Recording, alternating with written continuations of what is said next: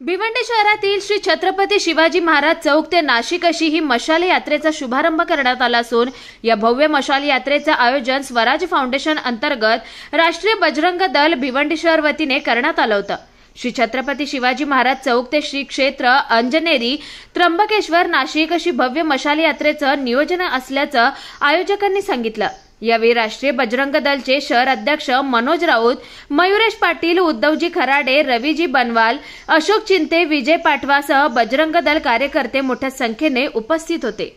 आपल्या परिसरातील बातम्या आता आपल्या मोबाईलवर पाहण्यासाठी आमचं चॅनल सबस्क्राइब करा।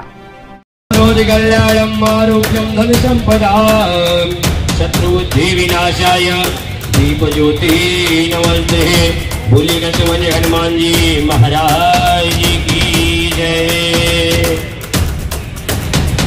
पवन सुत हनुमान जी की जय।